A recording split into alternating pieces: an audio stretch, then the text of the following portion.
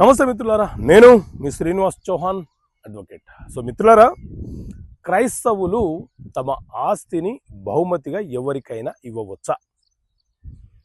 So మిత్రులారా, హిందువులకు హిందూ వారసత్వపు చట్టం 1956 ఏ రకంగా వర్తిస్తుందో, క్రైస్తవులకు ఇండియన్ సక్సెషన్ యాక్ట్ 1925 అనే చట్టం ఆస్తి సంక్రమణ గురించి వారికి వర్తిస్తుంది.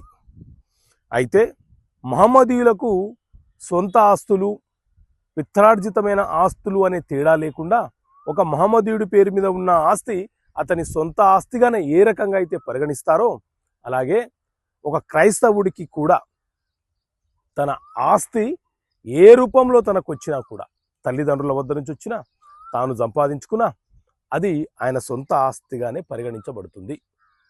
అతను కూడా అది సొంత ఆస్తిగా పరిగణించబడుతుంది కాబట్టి ఇండియన్ సక్సెషన్ యాక్ట్ ప్రకారంగా అతను ఎవరికైనా దానం చేసుకోవచ్చు, ఎవరికైనా వీలునామా రాసుకునే వెసులుబాటు ఒక క్రైస్తవుడికి ఉంటుంది.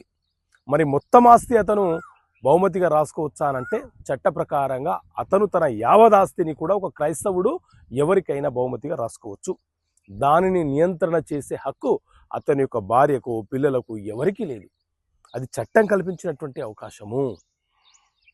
మరి ఆ బహుమతి రిజిస్ట్రేషన్ చేయాలా అంటే, ఒక క్రైస్తవుడు ఎవరికైనా బహుమతిగా ఇచ్చేటప్పుడు అది ఖచ్చితంగా రిజిస్ట్రేషన్ చేయించాల్సిందే. రిజిస్ట్రేషన్ చేయిస్తేనే ఆ ప్రాపర్టీ గ్రహీతకు సంక్రమిస్తుంది, అతనికి హక్కులు వస్తాయి. ఇది ఒక క్రైస్తవుడికి సంబంధించిన బహుమతికి సంబంధించిన సమాచారం.